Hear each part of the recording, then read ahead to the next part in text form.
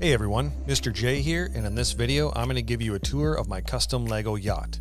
As you can see while I do a walk around here, the two main features you'll notice first are the overall size of this model and the unique color scheme. The reason the model is so large is because I designed it to be fully minifigure scale. It's 4 feet 8 inches long, 6.5 inches wide, and with 4 decks total it sits at 1 foot 4 inches tall. To give you an idea of just how big this thing is, here's a Lego minifig.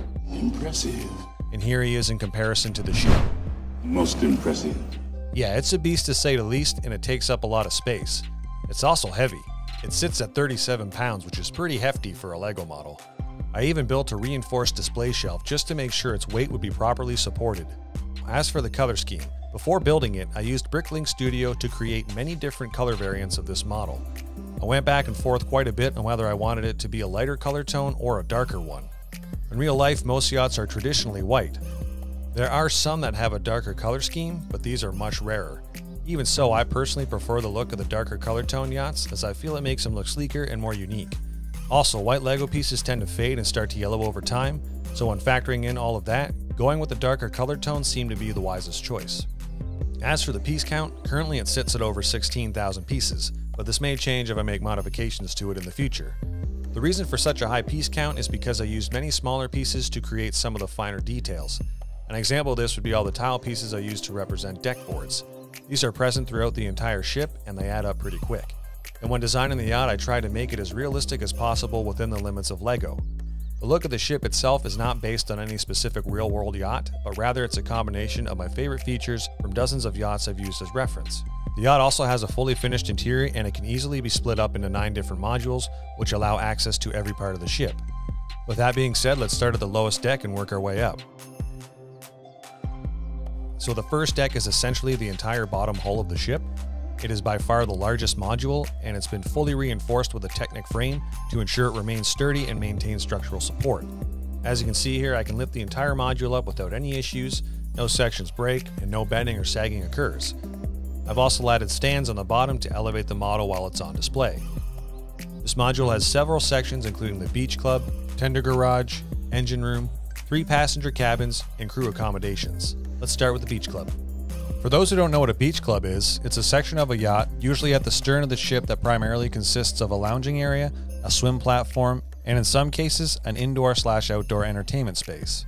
As you can see here, the beach club on this yacht has a rather large swimming platform, and below the platform we can find the propeller pods used for steering the ship. On either side of the swim platform, there are stairways leading up to the next deck. We can also find the hot tub for deck 2 up here. Between the 2 stairways is a large bay door that opens up to the tender garage. The tender garage is where all the toys are kept, such as these 2 jet skis in the middle.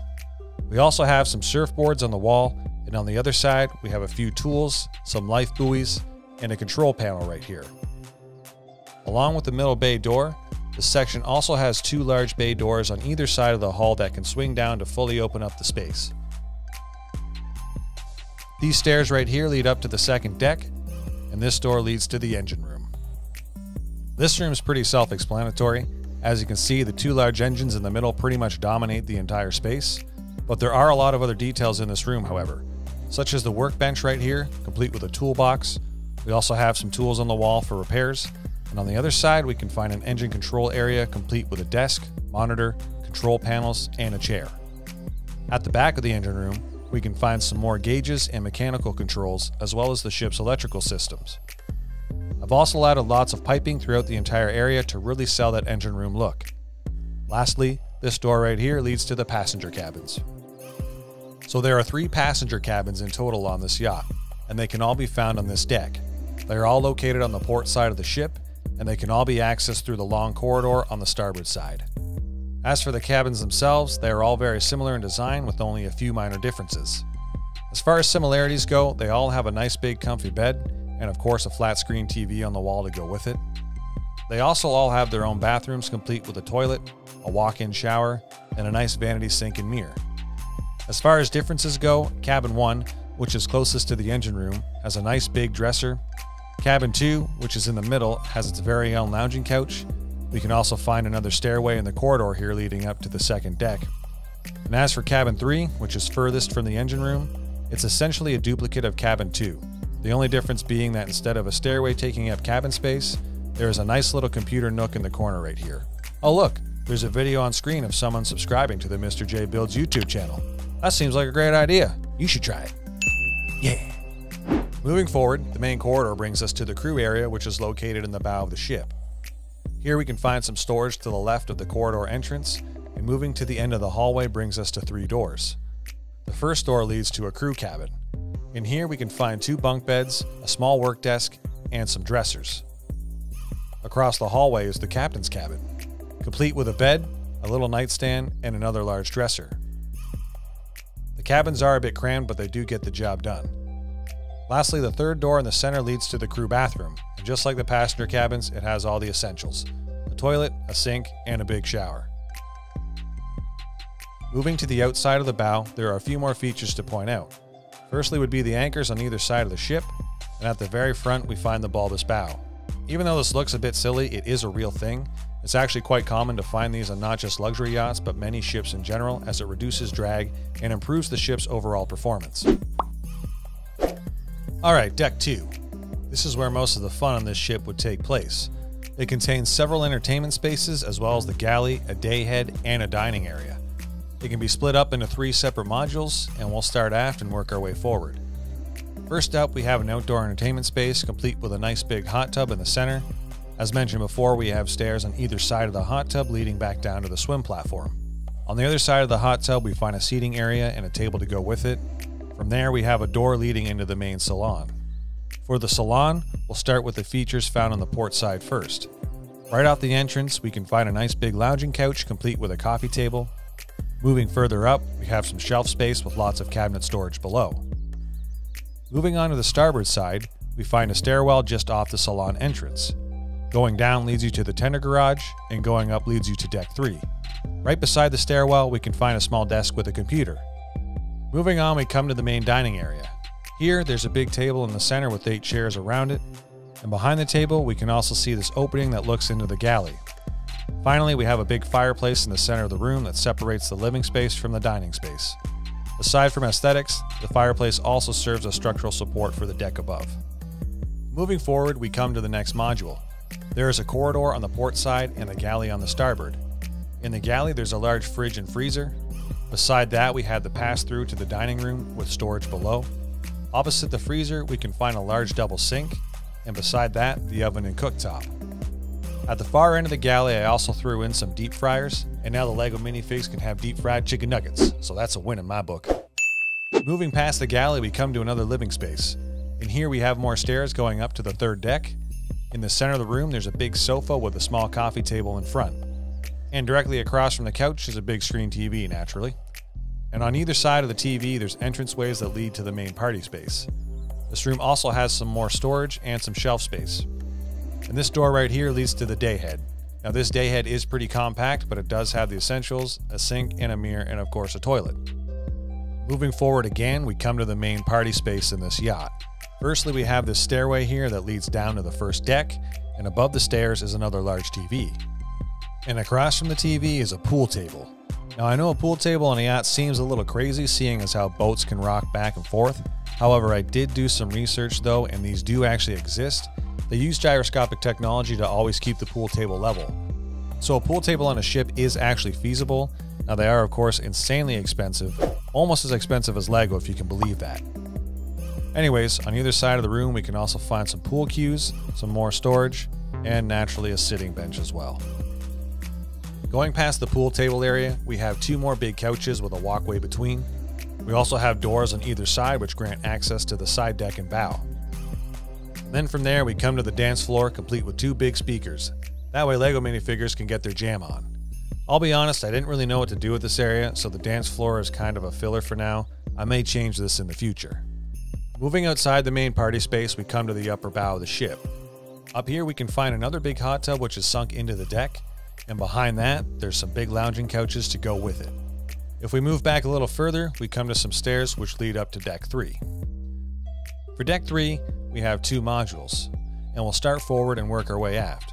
For starters, the stairs coming up from Deck 2 lead up to an open space in front of the wheelhouse. From here, there are open walkways on either side of the ship that extend the full length of the deck. The bridge itself has a large wraparound window allowing for easy visibility on all three sides. There's also access doors to the bridge on either side of the ship. The wheelhouse itself is split into two sections. The front section consists of an open control room complete with all the necessary electronics needed to pilot the ship. There's also two pilot chairs as well as the helm itself. Further back, the second section has a large seating area and a table. This is where a rich yacht owner would sit and bark commands at the captain. Beside the sitting area, there is a doorway that leads into an access hallway. From this access hallway, you can take a stairwell that leads to the deck below or the deck above. There are also doors on either side that lead to the outdoor walkways. Lastly, this doorway here leads to the master's cabin found in Module 2. In Module 2, the walkways on either side of the ship continue the full length of the deck. Between the two walkways, we can find the master's cabin. At the front of the cabin, there is a hallway leading to the bedroom, and beside the hallway is the master's ensuite, which is larger than all the other bathrooms on the ship. Naturally, there's the usual amenities in here: a sink, a toilet, and a big shower. And of course, there is a big soaker tub too, since it's the master's ensuite. In the main space, there is a large bed with two nightstands either side. Across from that, there's a big screen TV and a large sitting couch. At the end of the room is a desk complete with another computer. And there's also two doors here. This one leads to an inner stairwell, and this one provides access to the outdoor lounging area.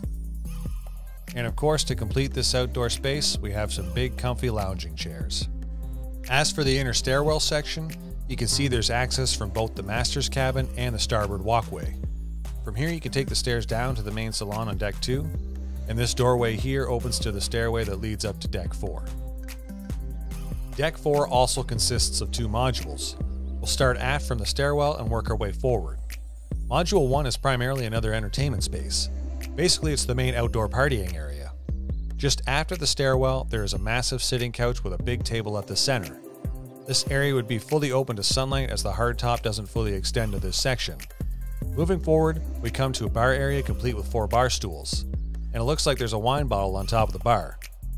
Across from the bar is another day head. It's a bit crammed in here, but it's got everything you need, which is a toilet and a sink. This whole section is also covered by the hardtop as well, which adds some protection from the weather.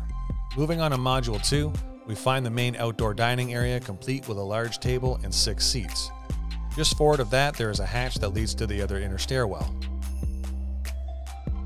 Finally, we come to the flybridge. If you're not sure what a flybridge is, it's essentially an open helm station on the upper deck, the main difference being that it is outdoors rather than indoors. Naturally, beside the helm station, there is another large sitting area. And to fully complete this area, the hardtop also extends over this portion of the ship. Finally, we come to the last section of the ship, which is the hardtop itself. It covers most of the deck below, which offers protection from the elements. In the middle, we can find a large skylight, and just after that is the central tower. This is where you'd find all the technical gear that a yacht would require, such as radar, antennas, and communication equipment. And now that I'm looking at it, I realize it kind of mimics the bridge of a Star Destroyer. I can't unsee it. But you know what? It suits the ship well, and that's all that matters. And with that being said, that pretty much wraps up the tour of this LEGO yacht. I hope you enjoyed it. I'd love to know your thoughts and opinions. Constructive criticism and suggestions are welcome. And if you have any questions, leave them in the comments and I promise I will answer them. Also, just wanted to let you know that if you wanted to build this yacht yourself, I have created fully detailed instructions for it and they will be available for purchase. Lastly, I'm guessing if you made it this far into the video, you must like what you see, so please like the video and subscribe if you haven't already. It helps way more than you know. And with that, I'm Mr. J, and you have a good day.